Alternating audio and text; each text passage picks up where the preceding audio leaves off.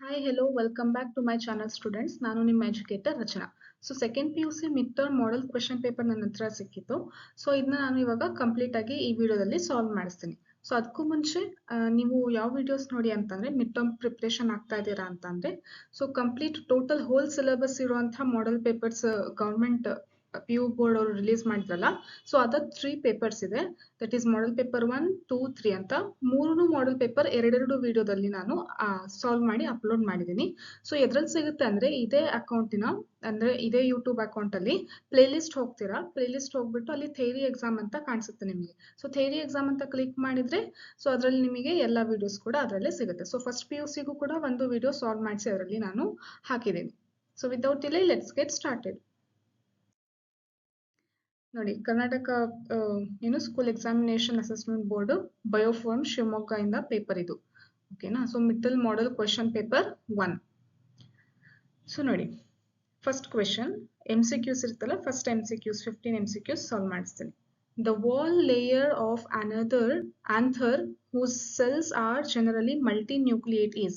ನೋಡಿ, ನಾನು ಈ ಕ್ವೆಶನ್ ಮ್ಯಾರಥಾನ್ ಅಂತ ಒಂದು ವಿಡಿಯೋ ಮಾಡಿದ್ನಲ್ಲ, MCQ ಮ್ಯಾರಥಾನ್ ಅಂತ, ಅದರಲ್ಲಿನೂ ಕೂಡ ನಾನು ಹೇಳಿದೆ, ಇದ್ರ ಬಗ್ಗೆ ಮೆನ್ಷನ್ ಮಾಡಿದ್ದೆ ನಾನು. ಈ ಕ್ವೆಶನ್, ಈ ಕಾನ್ಸೆಪ್ಟ್ ಇಂಪಾರ್ಟೆಂಟ್, ಕೇಳ್ತಾರೆ ಅಂತ. ಸೊ ಇನ್ನೊಂದು ಥಿಂಗ್ ಏನಂದ್ರೆ MCQs complete mid term syllabus ಅಂದ್ರೆ ಮೈಕ್ರೋಬ್ಸ್ ತನಕನು, ಫಸ್ಟ್ ಲೆಸನ್ ಇಂದ ಮೈಕ್ರೋಬ್ಸ್ ತನಕನು ಎಷ್ಟು ಲೆಸನ್ಸ್ ಇದೆಲ್ಲ ಎಲ್ಲ ಲೆಸನ್ ಇಂದ ಕೂಡ ಇಂಪಾರ್ಟೆಂಟ್ ಮಾಡೆಲ್ MCQ ಸಾಲ್ವ್ ಮಾಡಿಬಿಟ್ಟು ಮ್ಯಾರಥಾನ್ ಅಂತಂದೇಳಿ, ದಟ್ ಈಸ್ MCQ ಮ್ಯಾರಥಾನ್ ಅಂತ ನಾನು ಒಂದು ವಿಡಿಯೋ ಅಪ್ಲೋಡ್ ಮಾಡಿದ್ದೀನಿ. ಅದನ್ನು ಕೂಡ ಥಿಯರಿ ಎಕ್ಸಾಮ್ ಅಂತಂದೇಳಿ ಒಂದು ಪ್ಲೇ ಲಿಸ್ಟ್ ಇದೆ ಅಲ್ಲ, ಅದರಲ್ಲಿ ನೀವು ಹೋದ್ರೆ ಸಿಗತ್ತೆ. Next, so the wall layer of anther whose cells are generally multinucleate. ಮಲ್ಟಿನ್ಯೂಕ್ಲಿಯೇಟ್ ಯಾವ್ದ್ರಲ್ಲಿ ಇರುತ್ತೆ? ಆಂಥರ್ ವಾಲ್ ಲೇಯರ್ಸ್ ಇದೆ ಅಲ್ಲ, ಯಾವ್ದ್ಯಾವ್ದು ಎಂಡೋಥೀಶಿಯಂ ಮತ್ತೆ ಮಿಡಲ್ ಲೇಯರ್, ಸೊ ಅದ್ರ ಮತ್ತೆ ಟಪಿಟಮ್, ಸ್ಪೋರೋಜಿನಸ್ ಟಿಶ್ಯೂ, ಇದೆಲ್ಲ ಆಂಥರಿನ ಪಾರ್ಟ್ಸ್ ಇದೆ ಅಲ್ಲ, ಸೊ ಟೆಟ್ರಾಸ್ಪೊರಾನ್ಶಿಯೇಟಿನ ಪಾರ್ಟ್ಸ್. ಸೊ ಇದರಲ್ಲಿ ಮಲ್ಟಿನ್ಯೂಕ್ಲಿಯೇಟ್ ಒಂದ್ ಸೆಲ್ ಅಲ್ಲಿ 2 ನ್ಯೂಕ್ಲಿಯಸ್ ಯಾವ್ದಕ್ಕಿದೆ ಅಂತ ಕೇಳಿರೋದು. ಸೊ ಅದು ಆನ್ಸರ್ ಏನಾಯ್ತು? ಟಪಿಟಮ್. ಯಾವ್ದ್ರಲ್ಲಿರುತ್ತೆ? ಟಪಿಟಮ್. ಇದು ನ್ಯೂಟ್ರಿಟಿವ್ ಟಿಶ್ಯೂ. ಇದರಲ್ಲಿ ಒಂದ್ ಸೆಲ್ ಅಲ್ಲಿ 2 ನ್ಯೂಕ್ಲಿಯಸ್ ಇರುತ್ತೆ. Next, meiosis occurs during. ಈ ಕಾನ್ಸೆಪ್ಟ್ ಕೂಡ ನಾನು ಅದರಲ್ಲಿ ಎಕ್ಸ್ಪ್ಲೇನ್ ಮಾಡಿದ್ದೀನಿ ಮ್ಯಾರಥಾನ್ ಅಲ್ಲಿ, ನೋಡಿ. ಆಮೇಲೆ ಮಾಡೆಲ್ ಪೇಪರ್ಸ್ ಅಲ್ಲಿನೂ ಕೂಡ ಈ ಕಾನ್ಸೆಪ್ಟ್ ಮೇಲೆ ಕ್ವೆಶನ್ಸ್ ಬಂದಿದೆ. Meiosis occurs during formation of megaspores mother cell MMC. Meiosis ಎಲ್ಲಿ ಆಗುತ್ತೆ ಅಂತ ಹೇಳಿ ಕೇಳ್ತಾ ಇದ್ದಾರೆ. ಮೆಗಾಸ್ಪೋರ್ ಮದರ್ ಸೆಲ್ ಆಗ್ಬೇಕಾದ್ರೆ ಮಿಯೋಸಿಸ್ ಆಗುತ್ತಾ? ನೋ. ಮದರ್ ಸೆಲ್ ಯಾವಾಗಲೂ ಡಿಪ್ಲಾಯ್ಡ್ ಕಂಡೀಷನ್ ಇರುತ್ತೆ, ಅಲ್ಲಿ ಮಿಯೋಸಿಸ್ ಆಗೋದಿಲ್ಲ. Next, formation of embryo sac from megaspore. Megaspore haploid ಇರುತ್ತೆ, ಮತ್ತೆ ಎಂಬ್ರಿಯೋಸಾಕ್ ಕೂಡ ಹ್ಯಾಪ್ಲಾಯ್ಡ್, ಅಲ್ಲಿ ಮೈಟೋಸಿಸ್ ಆಗುತ್ತೆ, ಮಿಯೋಸಿಸ್ ಆಗೋದಿಲ್ಲ. Next, formation of megaspores from megaspore mother cell MMC ಅಂತಂದ್ರೆ ಏನು? Megaspore mother cell. Yes, this is a condition where meiosis takes place. ಈ ಒಂದು ಸಿಚುವೇಶನ್, ಈ ಒಂದು ಸ್ಟೇಜ್ ಅಲ್ಲಿ ಏನಾಗುತ್ತೆ? ಮಿಯೋಸಿಸ್ ಆಗುತ್ತೆ. ನೋಡಿ, ಮೆಗಾಸ್ಪೋರ್ ಮದರ್ ಸೆಲ್ ಏನಿರುತ್ತೆ? ಡಿಪ್ಲಾಯ್ಡ್.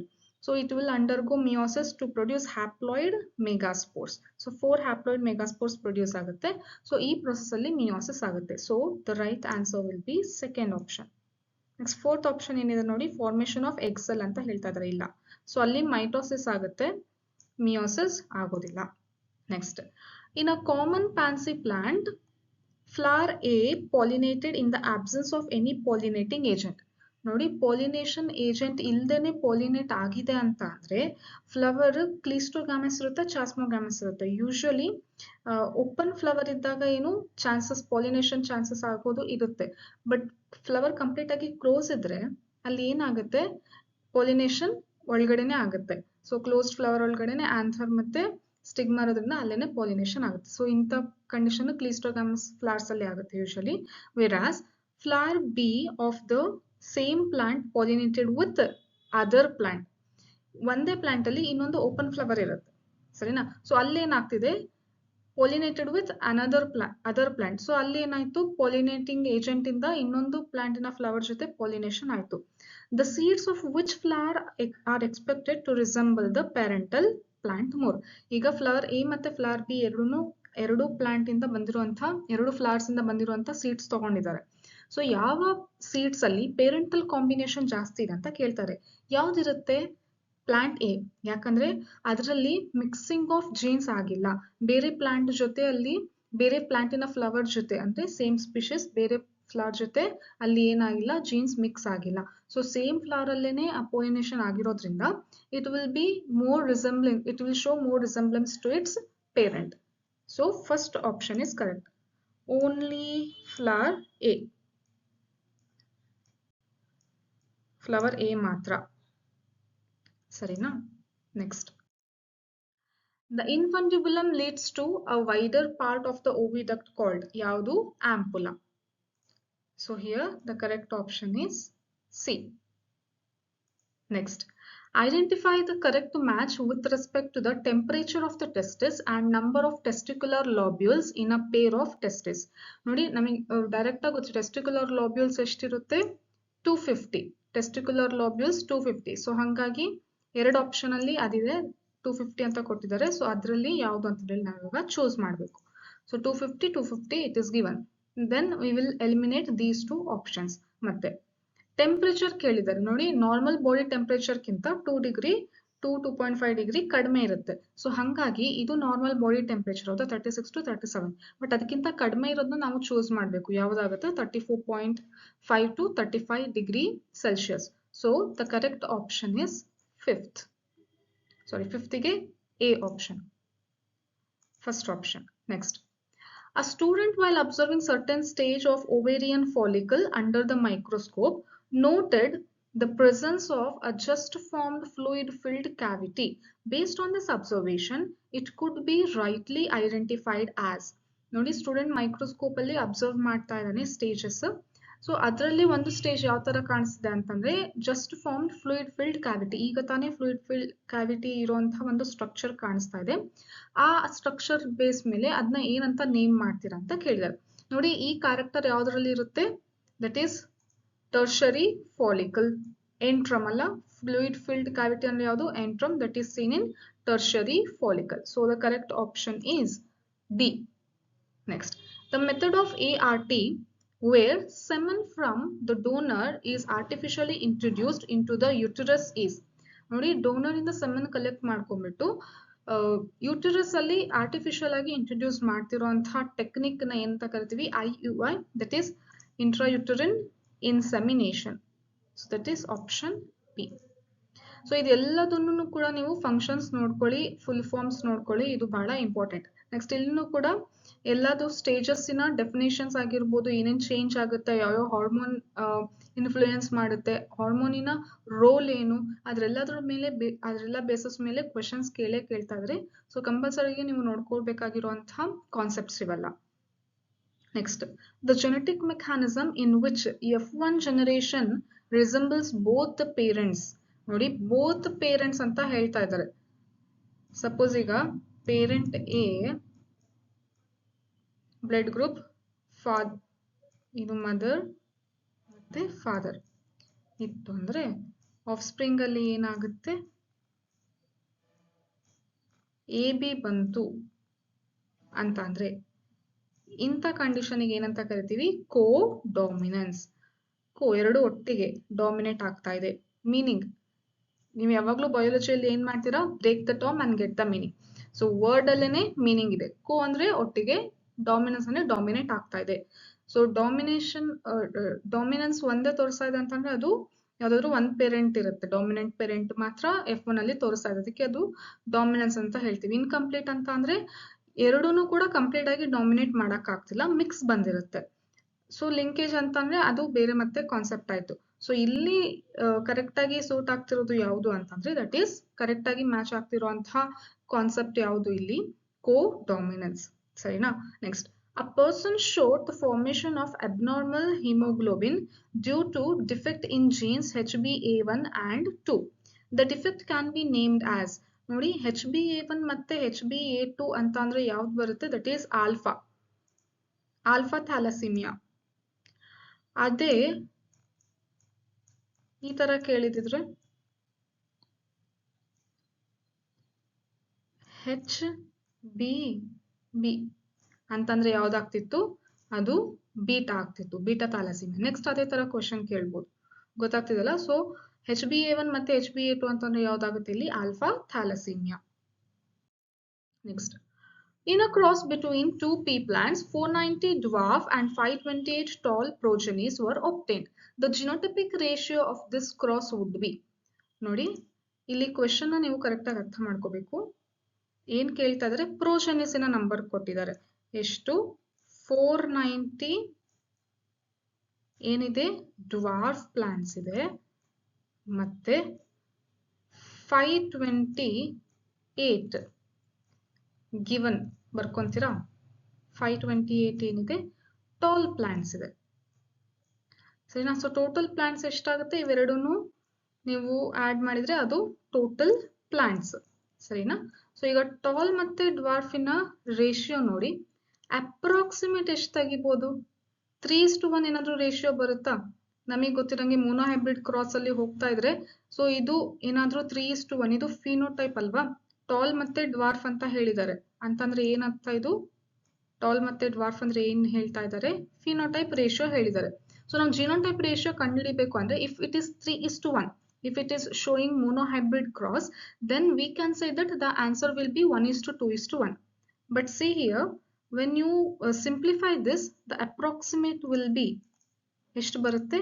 1:1 approximate ಎಷ್ಟಾಗುತ್ತೆ? 1:1. ಸೊ 1:1 ಬರ್ತಾ ಇದೆ ಅಂತ ಅಂದ್ರೆ ಇದು ಮೋನೋಹೈಬ್ರಿಡ್ ಏನು ಕ್ರಾಸ್, ನಾರ್ಮಲ್ ಏನು ಪಿ ಪ್ಲಾಂಟಿನ ಹೈಟ್ ಕ್ಯಾರೆಕ್ಟರ್ ತಗೊಂಡ್ಬಿಟ್ಟು ಮೋನೋಹೈಬ್ರಿಡ್ ಕ್ರಾಸ್ ಎಕ್ಸ್ಪ್ಲೇನ್ ಮಾಡಿದ್ರಲ್ಲ, ಸೊ ಅದು ಕಂಡೀಷನ್ ಅಲ್ಲ. ಸೊ ಹಂಗಂದ್ರೆ ಏನಿರ್ಬೋದು? 1:1 ಅಂತ ಅಂದ್ರೆ ಇದು ಟೆಸ್ಟ್ ಕ್ರಾಸಿನ ಕಂಡೀಷನ್ ಇದೆ ಅಂತ ಅಂದ್ರೆ, ಒಂದು ಪೇರೆಂಟ್ ಏನಿರ್ಬೇಕು, ಹೆಟೆರೋಸೈಗಸ್ ಇರಬೇಕು, ಇನ್ನೊಂದು ಪೇರೆಂಟ್ ಏನಿರ್ಬೇಕು, ದಟ್ ಈಸ್ ರಿಸೆಸಿವ್ ಪೇರೆಂಟ್. ಹಂಗ್ ಮಾಡಿ ನೋಡಿದಾಗ 1:1 ಬರುತ್ತಾ ನೋಡಿ. That is capital T small t small t small t ಏನಾಗುತ್ತೆ ಇಲ್ಲಿ ನೋಡಿ,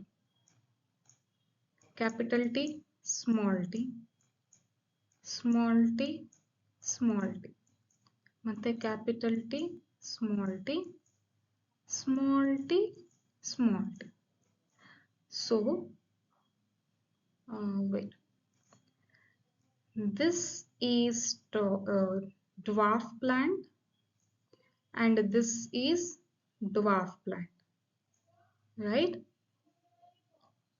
Then this is tall plant and this is tall plant. So what is the ratio you got? Ratio ಏನು ಬಂತು? Ratio ಏನು ಬಂತು? 1:1. ಫಿನೋಟೈಪ್ ಆಗಿರ್ಬೋದು, ಜಿನೋಟೈಪ್ ಆಗಿರ್ಬೋದು, ratio ಏನ್ ಬರುತ್ತೆ? 1:1. ನೋಡಿ, 2 ಟಾಲ್ ಮತ್ತೆ 2 dwarf.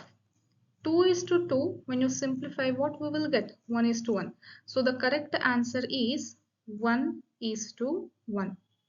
ಓಕೆನಾ? ಇದು ಮಿಸ್ಟೇಕ್ ಆಗಿದೆ, ಸರಿ ಮಾಡ್ಕೊಳ್ಳಿ. So the correct answer is what? C, that is 1:1. ಗೊತ್ತಾಯ್ತಲ್ವಾ ಹೆಂಗೆ ಸಾಲ್ವ್ ಮಾಡಬೇಕು ಅಂತ? Next, 5-methyl uracil is another chemical name for. 5-methyl uracil ಅಂತ ಯಾವ್ದಕ್ಕೆ ಕರಿತೀವಿ? That is thymine. 5-methyl uracil is another name of what? Thymine. Next, lacoperon is switched on when? Lac operon switch on condition ಅಲ್ಲಿ ಇರುತ್ತೆ. ಯಾವಾಗ ಆ ತರ ಇರುತ್ತೆ? ಒಂದ್ ನಿಮಿಷ ತೋರಿಸ್ತೀನಿ. ಸ್ವಿಚ್ ಆನ್ ಕಂಡೀಷನ್ ಅಂತಂದ್ರೆ ಏನು? ಟ್ರಾನ್ಸ್ಕ್ರಿಪ್ಷನ್ ಮತ್ತೆ ಟ್ರಾನ್ಸ್ಲೇಷನ್ ಆಗ್ಬೇಕು. ಸೊ ಈಗ ನೋಡಿ,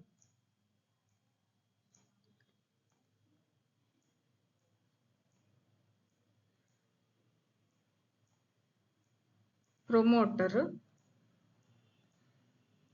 user, next Z, Y, A. So ಇಲ್ಲಿ ರಿಪ್ರೆಸರ್ ಪ್ರೋಟೀನ್ ರಿಲೀಸ್ ಆಗುತ್ತೆ, ಹೌದಾ? So regressor gene first release ಆಗುತ್ತೆ, ಅಲ್ಲಿಂದ ಏನ್ ಬಂತು? ರಿಪ್ರೆಸರ್ ಪ್ರೋಟೀನ್ ಬಂತು. ಸೊ ಈ ರಿಪ್ರೆಸರ್ ಪ್ರೋಟೀನ್ ಯಾವಾಗ್ಲೂ ಯಾವ್ದಕ್ಕೆ ಜಾಯಿನ್ ಆಗುತ್ತೆ? ಸಾರಿ, ಯಾವ್ದಕ್ಕೆ ಜಾಯಿನ್ ಆಗುತ್ತೆ? ಹೋಗಿ ಅಟ್ಯಾಚ್ ಆಗುತ್ತೆ. Repressor protein always will bind to operator. ಓಕೆನಾ? ಸೊ ರಿಪ್ರೆಸರ್ ಯಾವ್ದಕ್ಕೆ ಹೋಗಿ ಬೈಂಡ್ ಆಗುತ್ತೆ? ಆಪರೇಟರ್ಗೆ. ಅವಾಗ ಇಲ್ಲಿ RNA ಪಾಲಿಮರೇಸ್ ಬಂದಾಗ ಇಲ್ಲಿ ದಾರಿ ಇರೋದಿಲ್ಲ. ಅಡ್ಡ ಏನಿದೆ ರಿಪ್ರೆಸರ್ ಪ್ರೋಟೀನ್. ಸೊ ಹಂಗಾಗಿ ಟ್ರಾನ್ಸ್ಕ್ರಿಪ್ಷನ್ ಆಗಲ್ಲ, ಟ್ರಾನ್ಸ್ಲೇಷನ್ ಆಗಲ್ಲ, ZYA ಏನಾಗುತ್ತೆ ಇನ್ಆಕ್ಟಿವ್ ಆಗುತ್ತೆ. ಬಟ್ ಯಾವಾಗ ಇದು ಆಕ್ಟಿವ್ ಆಗುತ್ತೆ? When inducer. ಓಕೆನಾ? So when inducer binds to this repressor. ಓಕೆನಾ? ಸೊ ಆನ್ಸರ್ ಏನಾಯ್ತು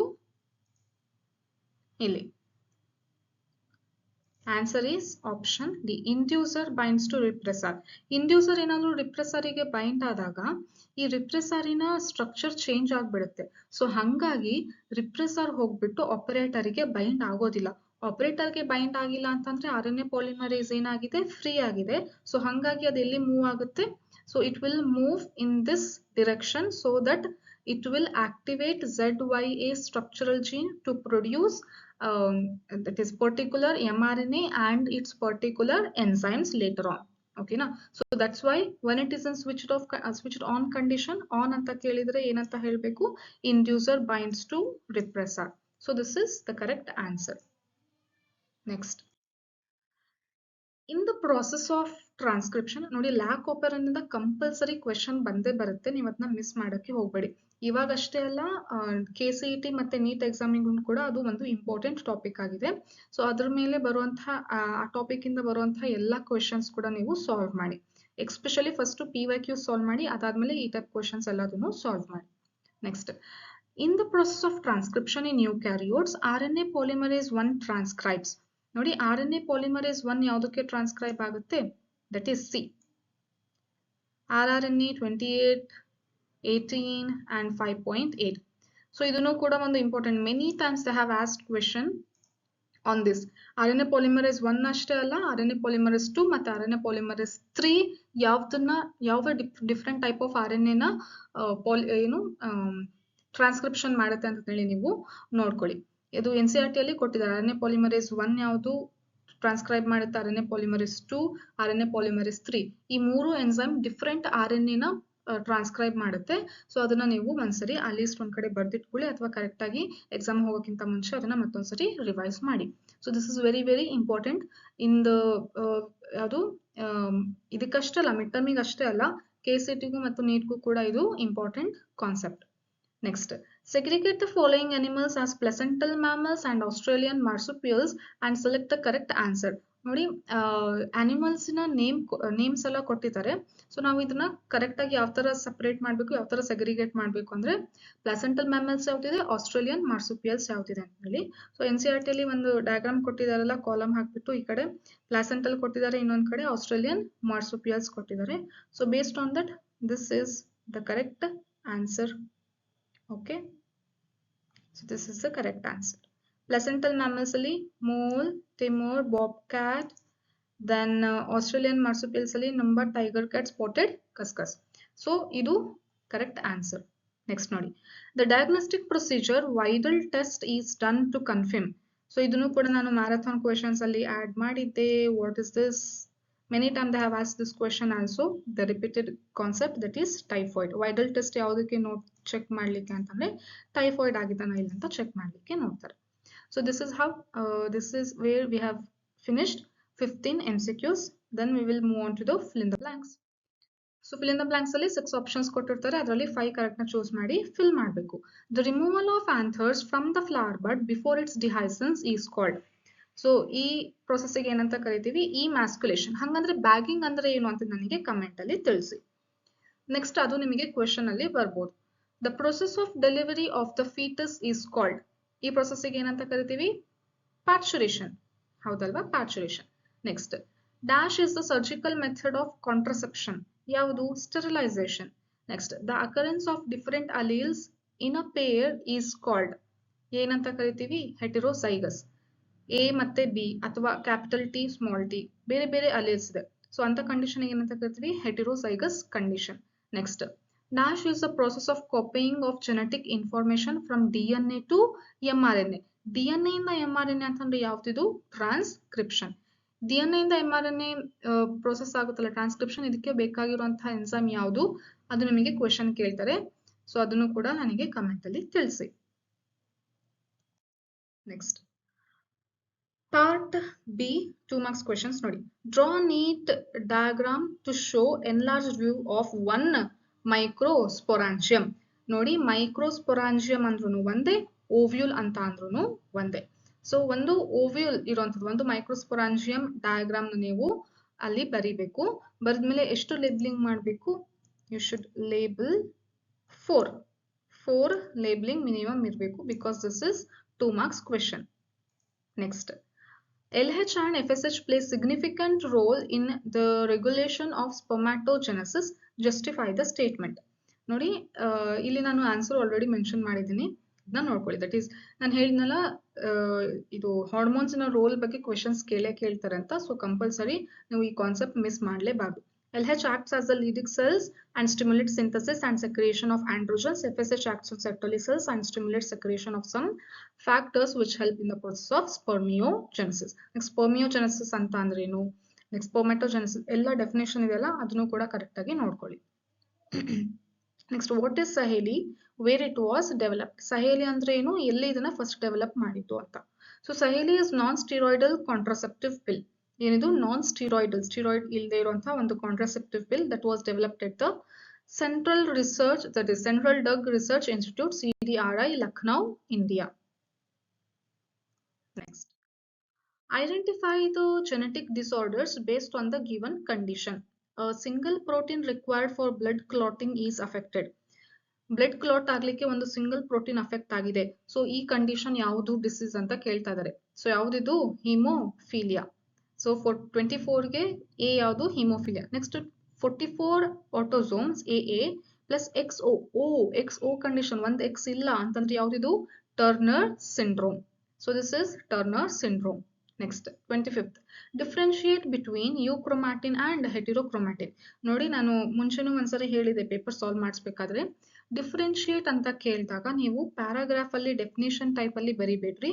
ಈ ತರ ನೀವು ಕಾಲಮ್ ಬಾಕ್ಸ್ ಹಾಕೊಂಡ್ಬಿಟ್ಟು ನೀವು ಏನ್ ಮಾಡ್ತೀರಾ? ಡಿಫ್ರೆನ್ಶಿಯೇಟ್ ಪಾಯಿಂಟ್ಸ್ ಬರೀತೀರಾ. ಇಲ್ಲಿ ಯಾವ್ದು ಪಾಯಿಂಟ್ ಬರೆದಿದ್ರೆ ಅದಕ್ಕೆ ಎಕ್ಸಾಕ್ಟ್ ಆಪೋಸಿಟ್ ಡಿಫ್ರೆನ್ಸ್ ಆಗುವಂತ ಪಾಯಿಂಟ್ ಇನ್ನೊಂದಕ್ಕೆ ಬರಿಬೇಕು. ಸೊ ಯು ಕ್ರೊಮ್ಯಾಟಿನ್ ಮತ್ತೆ ಹೆಟಿರೋ ಕ್ರೊಮ್ಯಾಟಿನ್. ನೋಡಿ ಯು ಕ್ರೊಮ್ಯಾಟಿನ್ ಅಂತಂದ್ರೆ ಏನಂತ ಬರೀತೀರಾ? ಲೂಸ್ಲಿ ಕಾಯಿಲ್ಡ್, ಹೆಟಿರೋ ಅಂತಾನೆ ಟೈಟ್ಲಿ ಕಾಯಿಲ್ಡ್. ಇಲ್ಲಿ ಲೂಸ್ಲಿ ಕಾಯಿಲ್ ಆಗಿರೋದಕ್ಕೆ ಇಟ್ ಸ್ಟೇನ್ಸ್ ಲೈಟ್, ಇದು ಟೈಟ್ ಆಗಿ ಕಾಯಿಲ್ ಆಗಿರೋದಕ್ಕೆ it stains dark. And loose up coil ಆಗಿರೋದಕ್ಕೆ ಸ್ಪೇಸ್ ಜಾಸ್ತಿ ಇದೆ, ಸೊ ಟ್ರಾನ್ಸ್ಕ್ರಿಪ್ಷನ್ ಪ್ರೊಸೆಸ್ ಆಗುತ್ತೆ. ಸೊ ಹಂಗಾಗಿ ಇಟ್ ಇಸ್ ಟ್ರಾನ್ಸ್ಕ್ರಿಪ್ಷನಲಿ ಆಕ್ಟಿವ್, ಇದು ಟ್ರಾನ್ಸ್ಕ್ರಿಪ್ಷನಲಿ ಇನ್ಆಕ್ಟಿವ್. ಸೊ ಈ ಪಾಯಿಂಟ್ಸ್ ನೀವು ಇಲ್ಲಿ ಬರೀತೀರಾ. Next 26th, what are the 2 key concepts of Darwinian theory of evolution? ಯಾವುದು ಅಂದ್ರೆ branching descent and natural selection.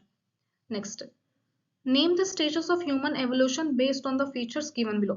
ಇದುವರೆಗೂ ಎಷ್ಟು ಮಾಡೆಲ್ ಪೇಪರ್ ಸಾಲ್ವ್ ಮಾಡಿಸಿದೀನಿ ಎಲ್ಲದರಲ್ಲೂ ಕಂಪಲ್ಸರಿಯಾಗಿ at least 1 question is there. They have asked either in 2 marks or in 5 marks. 5 marks ಅಲ್ಲಿ ಆಗಿರ್ಬೋದು, 2 marks ಅಲ್ಲಿ ಆಗಿರ್ಬೋದು, ಅಥವಾ 3 marks ಅಲ್ಲಿ ಆಗಿರ್ಬೋದು. ಕ್ವೆಶನ್ ಕಂಪಲ್ಸರಿ ಹ್ಯೂಮನ್ ಎವಲ್ಯೂಷನ್ ಅಂತ ಬಂದಿದೆ. ಸೊ ಇದು ವೆರಿ ವೆರಿ ಇಂಪಾರ್ಟೆಂಟ್ ಕಾನ್ಸೆಪ್ಟ್. ನೋಡಿ, app like man lived 15 million years ago, hairy and walked like gorillas. So ಈ ತರ ಕ್ಯಾರೆಕ್ಟರ್ ಕೊಟ್ಟಿದ್ದಾರೆ, ಯಾವ್ದು ಅಂತ ಕಂಡಿಡ್ಬೇಕು. ಕೆಲವೊಂದ್ಸರಿ ನೇಮ್ ಕೊಟ್ಟಿರ್ತಾರೆ, ಅದ್ರ ಬಗ್ಗೆ ನೀವು ಕ್ಯಾರೆಕ್ಟರ್ ಬರೀಬೇಕಾಗುತ್ತೆ. So this is just opposite to what we have discussed in the previous question paper. ಅಲ್ಲಿ ನೇಮ್ ಕೊಟ್ಟಿದ್ರು, ಕ್ಯಾರೆಕ್ಟರ್ಸ್ ನ ಬರೀಲಿಕ್ಕೆ ಹೇಳಿದ್ರು. ಸೊ ಇಲ್ಲಿ ಗೊರಿಲ್ಲಾ ಲೈಕ್ ಅಂತಂದ್ರೆ ಯಾವುದು? ಫಸ್ಟ್ ಇರೋದು ಯಾವುದು? ಫಸ್ಟ್ 15 million years ago ಅಂದ್ರೆ ಯಾವುದು? Dryopithecus. Next, lived 1.5 million years ago, 900 cc brain size, probably 8 meat. So ಇದು ಯಾವುದು? ಎಕ್ಸಾಂಪಲ್ ಯಾವುದು? Homo erectus. So this is where we have finished 2 marks question. 3 marks question ಮತ್ತೆ 5 marks question ಇನ್ನೊಂದು ವಿಡಿಯೋದಲ್ಲಿ ನಾನು explain ಮಾಡ್ತೀನಿ. ಅದನ್ನ ಟುಮಾರೋ ಇಂದ ಮಾರ್ನಿಂಗ್ ಟೈಮಲ್ಲಿನೇ ನಾನು ಅಪ್ಲೋಡ್ ಮಾಡ್ತೀನಿ. ನಾಳೆ ಬೆಳಗ್ಗೆ ನಿಮಗೆ ಪಾರ್ಟ್ 2 ವಿಡಿಯೋ ಅವೈಲೇಬಲ್ ಇರುತ್ತೆ. ಇದರಲ್ಲಿ ಪಾರ್ಟ್ 2 ವಿಡಿಯೋ ಕೂಡ ಎಲ್ಲಿ ನೋಡ್ತೀರಾ ಅಂತಂದ್ರೆ ಪ್ಲೇಲಿಸ್ಟ್ ಹೋಗಿ ಥಿಯರಿ ಎಕ್ಸಾಮ್ ಅಂತ ಹೇಳಿ ಕ್ಲಿಕ್ ಮಾಡಿ, ಅಲ್ಲಿ ಪಾರ್ಟ್ 2 ವಿಡಿಯೋ ಕೂಡ ನಿಮಗೆ ಸಿಗುತ್ತೆ. ಜಾಸ್ತಿ ಹುಡುಕುವಂತ ಅವಶ್ಯಕತೆ ಇಲ್ಲ. ಜಸ್ಟ್ ಸರ್ಚ್ ಬಾಟ್ನಿ ಬ್ಲೂಮ್, ಇದರಲ್ಲಿ ಯೂಟ್ಯೂಬ್ ಅಲ್ಲಿ ಬಾಟ್ನಿ ಬ್ಲೂಮ್ ಅಂತ ಸರ್ಚ್ ಮಾಡಿ, ನಿಮಗೆ ಇದೆ ಸಿಗುತ್ತೆ. ಸೊ ಅಕೌಂಟ್ ಸಿಗುತ್ತೆ. ಇದರಲ್ಲಿ ಪ್ಲೇ ಲಿಸ್ಟ್ ಕಡೆ ಹೋಗ್ತೀರಾ, ಪ್ಲೇ ಲಿಸ್ಟ್ ಹೋಗ್ಬಿಟ್ಟು ಅಲ್ಲಿ ಥಿಯರಿ ಎಕ್ಸಾಮ್ ಇರುತ್ತೆ, ಅಲ್ಲಿ ನೀವು ಸರ್ಚ್ ಮಾಡಿ. So prepare well for your mid term exam. Meet you in the next video. By.